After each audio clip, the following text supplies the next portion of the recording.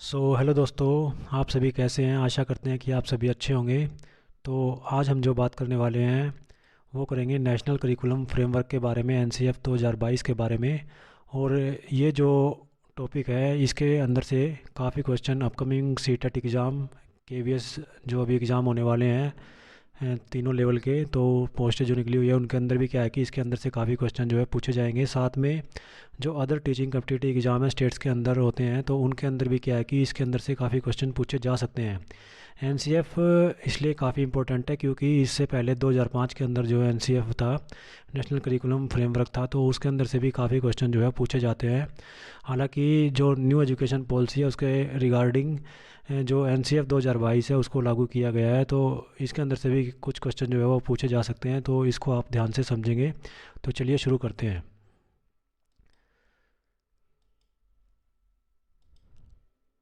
तो सबसे पहले बात करते हैं आधारभूत चरण के लिए राष्ट्रीय पाठ्यचर्या जो होती है उसकी रूपरेखा की, जिसको नेशनल करिकुलम फ्रेमवर्क या एनसीएफ के बारे में हम जो है जानेंगे। तो इसमें क्या है कि राष्ट्रीय पाठ्यचर्या रूपरेखा जो नेशनल करिकुलम फ्रेमवर्क है, एनसीएफ जिसको शॉर्ट में हम बोल सकते हैं, वो क्या है कि नवीन शिक्षा नीति 2020 को लागू करने के लिए उठाया गया एक महत्वपूर्ण कदम है। तो न्यू एजुकेशन पॉलिसी के रिगार्डिंग ही इसको क्या है कि लागू किया गया है एनसीएफ 2022 को, और इससे पहले 2005 को क्या है कि एनसीएफ को लागू किया गया था, जिसके अकॉर्डिंग क्या है कि हमारी जो एजुकेशन पॉलिसी है वो कार्य करती थी। तो इसके अंदर क्या है कि सीखने के जो मुख्य नियम है, प्राइमरी लॉज ऑफ लर्निंग, आधारभूत चरण के लिए राष्ट्रीय पाठ्यचर्या की रूपरेखा चर्चा में क्यों है। तो पहले हम ये जान लेते हैं कि सीखने का जो मुख्य नियम है इसके अंदर जो आधारभूत चरण होते हैं, फंडामेंटल जो स्टेजेज होती है, उनके लिए राष्ट्रीय पाठ्यचर्या की रूपरेखा चर्चा में क्यों है। तो हाल ही में अगर बात की जाए तो केंद्रीय शिक्षा मंत्री धर्मेंद्र प्रधान ने 3 से 8 वर्ष के आयु वर्ग के बच्चों की मूलभूत स्तर की शिक्षा के लिए राष्ट्रीय पाठ्यचर्या की रूपरेखा का शुभारंभ किया है। उसके बाद हम स्टेजेस की बात करते हैं। जो न्यू एजुकेशन पॉलिसी है तो इसके अंदर किस तरीके से क्या है कि एजुकेशन दी जाएगी। तो इसके अंदर क्या है, न्यू पेडागोजिकल या फिर करिकुलर स्ट्रक्चर जो आपको दिया गया है उसको हम देख लेते हैं, समझ लेते हैं। तो इसमें क्या है कि आधारभूत चरण के लिए राष्ट्रीय पाठ्यचर्या की रूपरेखा की अगर बात की जाए तो राष्ट्रीय शिक्षा नीति 2020 क्या है उसको हमें समझना ज़रूरी है, ताकि हम राष्ट्रीय पाठ्यचर्या की रूपरेखा को अच्छे से समझ सके शिक्षा नीति को ध्यान में रखकर। तो इसमें क्या है कि राष्ट्रीय शिक्षा नीति जो है सबको पता ही है 2020 के अंदर भारत के अंदर रूपांतरित इसके अंदर की गई है, लागू की गई है। और इसमें क्या है कि कुछ स्टेजेस रखी गई है। इसने हमारी शिक्षा प्रणाली को साम्यता एवं समावेश के साथ सभी के लिए उच्चतम गुणवत्ता युक्त शिक्षा प्रदान करने के मार्ग पर इसको स्थापित किया गया है। राष्ट्रीय शिक्षा नीति जो है 2020 के सर्वाधिक परिवर्तनकारी पहलुओं में नई जो पॉलिसी लेकर आए हैं वो क्या है आपको पता ही है सभी को। तो वो पॉलिसी है हमारी 5+3+3+4 पाठ्यचर्या की क्या है संरचना रखी गई है, जो कि 3 से 8 वर्ष के सभी बच्चों के लिए आरंभिक बाल्यावस्था की देखभाल एवं शिक्षा को एकीकृत करती है। तो इसके अंदर क्या है कि पहले हम इसको समझ लेते हैं। जो हम बताया गया है कि 5+3+3+4 जो ये आपको स्टेजेज बनाई गई है, पाठ्यचर्या जो संरचना बनाई गई है, इसमें कौन कौन सी स्टेजेज रखी गई है। तो सबसे पहले बात आती है फाउंडेशनल की। तो फाउंडेशनल के अंदर क्या है कि जैसा कि पहले बताया गया कि 5 ईयर्स के अंदर इसको रखा गया है। तो शुरू के जो 3 साल होते हैं, 3 ईयर्स होते हैं, वो आंगनवाड़ी या फिर प्री स्कूल इसको बोला जाएगा, और या बाल वाटिका के रूप में इसको रखा गया है। तो इसमें जो एजेज रहेगी वो स्टार्टिंग होगी बच्चे की 3 से 6 साल के अंदर। तो ये क्वेश्चन भी आपसे क्या है कि किसी भी एग्ज़ाम में पूछा जा सकता है कि फाउंडेशनल कोर्स के अंदर क्या है कि कौन कौन सी क्लासेस शामिल की जाएगी, या फिर क्या है कि कितनी एज तक बच्चे को रखा गया है। तो शुरू के जो 3 साल है उसके अंदर आंगनवाड़ी या फिर प्री स्कूल या बाल वाटिका को ध्यान में रखते हुए जो इसमें एज रहेगी वो रहेगी 3 to 6 ईयर्स, और इसमें 3 साल तक क्या है कि इसको बच्चे को वहाँ पे रखा जाएगा। तो ये फाउंडेशनल के अंदर पहली स्टेज आएगी। उसके बाद फाउंडेशनल के अंदर ही क्या है कि 6 से 8 वर्ष का जो बच्चा होगा उसके लिए क्लास फर्स्ट और सेकंड जो है वो रखा गया है, और उसके लिए 2 साल जो है वो उसका क्या है कि टाइम पीरियड बाउंड किया गया है। तो टोटल इसके अंदर 3+2 को मिला के क्या है कि हमारा ये हम देख लेते हैं 3 और ये 3 आपका, ये 2, तो दोनों को मिला के हमारे पास 3 प्लस जो आपका 2 रहेगा वो रहेगा टोटल 5 ईयर की जो हमें बात कर रहे हैं स्टार्टिंग की जो स्टेज होगी, और इसको बोला जाएगा फाउंडेशनल स्टेज। तो न्यू एजुकेशन के अंदर फाउंडेशनल स्टेज जो होगी वो 5 साल की रहेगी, जैसा कि हमने बात की। उसके बाद जो अगले 3 साल होंगे वो क्लास 3 to 5 के लिए होंगे, और उसके अंदर जो एजेज रहेगी वो हमारी रहेगी 8 to 11, मतलब 8 से 11 साल के बच्चे को इसमें क्या है कि रखा जाएगा, और इस स्टेज को बोला जाएगा प्रीपेरेटरी स्टेज। तो प्रारंभिक जो है इसको स्टेज हम मान सकते हैं। तो इसके अंदर क्या है कि क्लास जो आप ध्यान में रखेंगे वो होगी हमारी 3 से 5 तक, और एजेज होगी 8 से 11 तक, और इसमें क्या है कि टोटल जो हमारे साल होंगे वो होंगे 3 ईयर्स। तो ये हमारी होगी प्रीपेरेटरी स्टेजेज। उसके बाद जो है मिडिल स्टेज की अगर हम बात करें, तो मिडिल स्टेज के अंदर जो है इसी तरीके से जो आपके 3 साल इसका टाइम पीरियड बाउंड रहेगा, और इसमें क्लास 6 to 8 जो है वो रखा गया है। एज जो रहेगी इसके अंदर वो 11 से 14 वर्ष के बीच में रखी गई है, और ये हमारी मिडिल स्टेज न्यू एजुकेशन के एजुकेशन पॉलिसी के अकॉर्डिंग आएगी। बात करें सेकेंडरी जो स्टेज रहेगी हमारी, जो लास्ट स्टेज है इसके अंदर न्यू एजुकेशन पॉलिसी के अंदर, तो इसके अंदर क्या है कि जो एजेज रहेगी हमारी, आयु जो रहेगी बच्चे की वो रहेगी 14 से 18 वर्ष, और क्लास 9 to 12 जो है वो बच्चा उसके अंदर प्रवेश लेगा और कंप्लीट करेगा। तो इसके अंदर टोटल जो साल होंगे हमारे वो 4 साल इसके अंदर बाउंड किए गए हैं, 4 ईयर्स बाउंड किए गए हैं। तो इस तरीके से शुरू के जो है 5 + 5 साल रहेंगे फाउंडेशनल के लिए, 3 साल प्रीपरेटरी के लिए, 2 साल जो रहेंगे वो मिडल के लिए, उसके बाद जो अगले 4 साल हैं वो रहेंगे सेकेंडरी के लिए। तो ये जो है वो नीति अपनाई गई है न्यू एजुकेशन पॉलिसी के अकॉर्डिंग, और इसके अंदर ही हम राष्ट्रीय पाठ्यचर्या की रूपरेखा की चर्चा करेंगे। तो सबसे पहले आपको तो यही समझना है, और इसके अंदर से भी काफ़ी क्वेश्चन पूछे जा सकते हैं कि फाउंडेशनल के अंदर कितने साल लिए गए हैं, और कितने एज तक जो है बच्चे को रखा जाएगा, कौन कौन सी क्लास फाउंडेशनल के अंदर शामिल की जाती है। तो ये सारे क्वेश्चन आपको तैयार करने हैं। उसके बाद प्रीपरेटरी के अंदर भी कितनी स्टेजेज जो है वो कितने साल लिए गए हैं, कितनी क्लास होंगी, और जो आपके एज होगी वो कितने साल तक होगी। तो 8 से 11 साल के बच्चे को इसमें रखा गया है। मिडिल की भी इसी तरीके से क्वेश्चन पूछा जा सकता है। तो मिडिल के अंदर क्या है कि 6 to 8 जो है वो बच्चा क्लास करेगा, और 11 से 14 उसकी आयु रहेगी, और इसके अंदर भी 3 साल शामिल होंगे। उसके बाद सेकेंडरी जो लास्ट स्टेज है इसके अंदर 4 साल शामिल होंगे। क्लास 9 to 12 जो है वो बच्चा करेगा, और एज जो रहेगी इसके अंदर 14 से 18 साल रहेगी। तो ये आपने ध्यान में रखना है। उसके बाद जो है अगले पॉइंट की अगर हम बात करें, तो इसमें आरंभिक बाल्यावस्था जो है आजीवन सीखने एवं विकास की नींव को रखता है, जो कि इसमें बताया गया है कि आरंभिक बाल्यावस्था 3 से जो 8 वर्ष की जो अवस्था ली गई है वो उस अवस्था के अंदर क्या है कि उसको आरंभिक बाल्यावस्था बोला जाएगा, और आजीवन सीखने और विकास की नींव को ये रखता है। तो ये क्वेश्चन भी आपको ध्यान में रखना है। उसके बाद यह समग्र जीवन की गुणवत्ता का एक प्रमुख निर्धारक भी रहता है।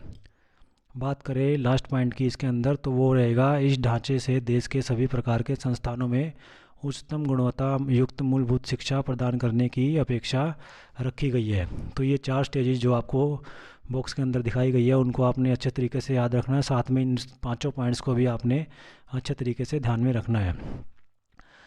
तो नेक्स्ट के अंदर हम देखते हैं कि आधारभूत चरण के लिए राष्ट्रीय पाठ्यचर्या की रूपरेखा क्या रहेगी। तो आधारभूत चरण 2022 के लिए राष्ट्रीय पाठ्यचर्या की रूपरेखा क्या रहने वाली है वो हम देख लेते हैं।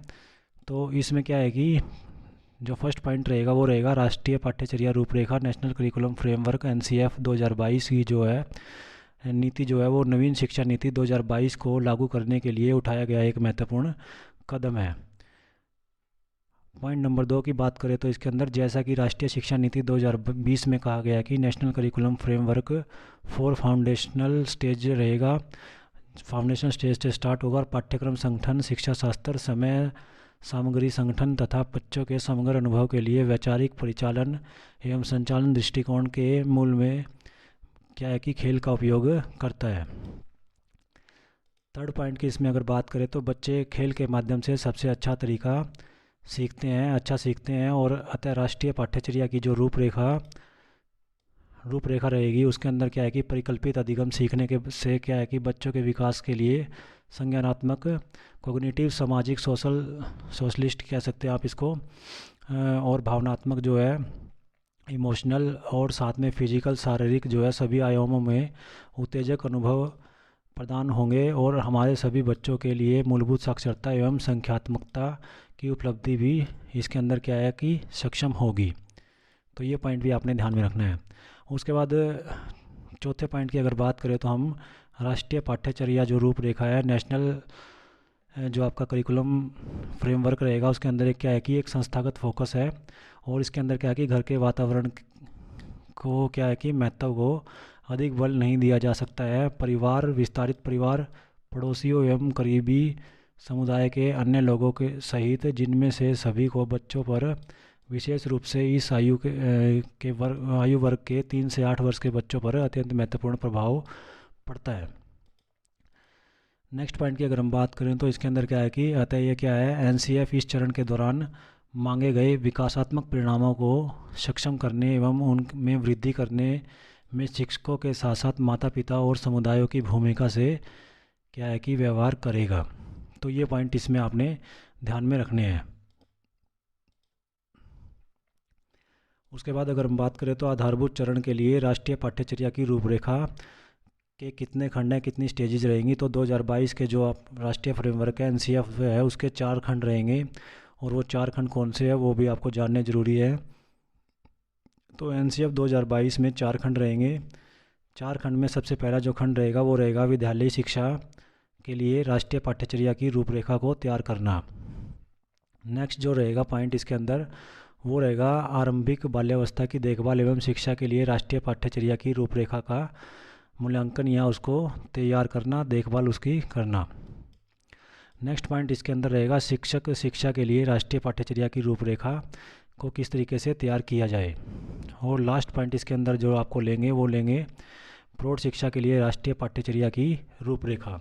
तो ये 4 पॉइंट इसमें आपने ध्यान में रखने हैं। 4 खंड इसके बनाए गए हैं एनसीएफ 2022 के। पहला खंड रहेगा विद्यालय शिक्षा के लिए राष्ट्रीय पाठ्यचर्या की रूपरेखा। दूसरा रहेगा आरंभिक बाल्यावस्था की देखभाल एवं शिक्षा के लिए राष्ट्रीय पाठ्यचर्या की रूपरेखा। तीसरा रहेगा शिक्षक शिक्षा के लिए राष्ट्रीय पाठ्यचर्या की रूपरेखा। और चौथा रहेगा पॉइंट इसके अंदर, चौथा खंड रहेगा वो रहेगा प्रौढ़ शिक्षा के लिए राष्ट्रीय पाठ्यचर्या की रूपरेखा। तो ये 4 खंड एनसीएफ 2022 के रिगार्डिंग या कोडिंग जो है वो लिए गए हैं, तो इनको आपने अच्छे से ध्यान कर लेना है। इसमें से भी काफ़ी क्वेश्चन जो है वो पूछे जा सकते हैं।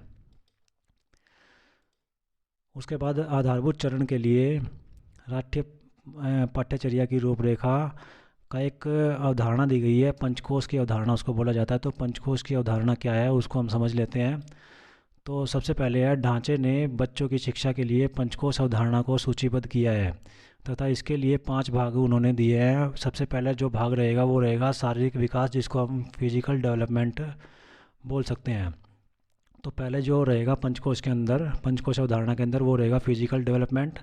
दूसरा रहेगा जीवन ऊर्जा का विकास, जिसको प्राणिक विकास भी बोला जा सकता है। उसके बाद भावनात्मक विकास, उसके बाद मानसिक विकास जिसको मेंटल डेवलपमेंट आप बोल सकते हैं, और उसके बाद बौद्धिक विकास जिसको इंटेलेक्चुअल डेवलपमेंट बोला जाएगा, तथा लास्ट में आध्यात्मिक विकास जिसको चैतिक विकास भी बोला जा सकता है। तो ये 5 जो है 5 तत्वों को मिला के, 5 भागों को मिला के क्या है कि एक पंचकोश की अवधारणा इसमें दी गई है, जिसमें शारीरिक विकास, जीवन ऊर्जा का विकास, भावनात्मक, मानसिक विकास, बौद्धिक विकास और आध्यात्मिक विकास को शामिल किया गया है। उसके बाद क्या है कि पंचकोश मानव अनुभव एवं समझ में शरीर मस्तिष्क परिसर के महत्व की एक प्राचीन व्याख्या भी करता है। तो ये आपने ध्यान में रखना है।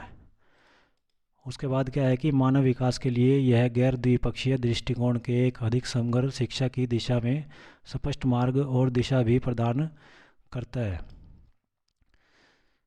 नेक्स्ट अगर हम बात करें तो आधारभूत चरण के लिए राष्ट्रीय पाठ्यचर्या की रूपरेखा में आगे की राह क्या रहेगी कि ये किस तरीके से कामयाब इसको बनाया जा सकता है। तो उसके अंदर कुछ पॉइंट्स हमें ध्यान में रखने होंगे, या सरकार को ध्यान रखेगी सरकार, तो वो पॉइंट भी आपको ध्यान में रखने हैं एग्जाम के वे से। तो सबसे पहला रहेगा विद्यालय शिक्षा तंत्रिका विज्ञान एवं अर्थशास्त्र पर संपूर्ण विषयों से अनुसंधान स्पष्ट रूप से प्रदर्शित करता है कि निःशुल्क और सुलभ उच्च गुणवत्ता युक्त आरंभिक बाल्यावस्था की देखभाल तथा शिक्षा सुनिश्चित करना संभवतः सर्वोत्तम निवेश रहेगा जो कोई भी देश अपने भविष्य के लिए क्या करेगा कर सकता है। और जैसा कि एनसीएफ के अंदर एनसीएफ 2022 के अंदर आधारभूत चरण के लिए इसको किया गया है। उसके बाद सेकंड पॉइंट के अंदर क्या रहेगा इसके अंदर, चूँकि बच्चे क्या है कि कुल मस्तिष्क विकास का 85% से अधिक 6 वर्ष की आयु से पूर्व ही उनका जो है विकास हो जाता है, तो अतः उनके मस्तिष्क को उद्दीपित करने के लिए उनके शारीरिक एवं भावनात्मक विकास का समर्थन करने के लिए उचित देखभाल प्रदान करना प्रत्येक बच्चे के लिए आवश्यक हो जाता है। नेक्स्ट पॉइंट की अगर हम बात करें तो इन सभी कार्यों का उद्देश्य निम्नलिखित 3 विकासात्मक लक्ष्यों को प्राप्त करना है। अच्छा स्वास्थ्य एवं तंदुरुस्ती बनाए रखना भी इसका क्या है उद्देश्य रहेगा। चौथा पॉइंट इसके अंदर रहेंगे प्रभावी संचारक बनना, तो ये भी इसके अंदर क्या है कि शामिल किया जाएगा एनसीएफ 2022 के अंदर नेशनल करिकुलम जो फ्रेमवर्क है उसके अंदर इसको शामिल किया है कि प्रभावी संचारक बनना भी बहुत ज़्यादा आवश्यक है। लास्ट पॉइंट इसके अंदर जो हम लेंगे वो रहेंगे घनिष्ठ शिक्षार्थी बनना या बनना, तो इसके अंदर भी क्या है कि इस पॉइंट को भी शामिल किया गया कि किस तरीके से घनिष्ठ शिक्षार्थी बनाया जा सकता है। तो ये था एनसीएफ 2022 के रिगार्डिंग क्या है कि मोस्ट इम्पोर्टेंट जो पॉइंट है वो इसके अंदर हमने चर्चा की है, जाने हैं। तो वीडियो को ज़्यादा से ज़्यादा लाइक कीजिए एंड शेयर कीजिए। साथ में किसी भी टीचिंग एग्ज़ाम की तैयारी के लिए चैनल को सब्सक्राइब करना न भूलें। Thank you.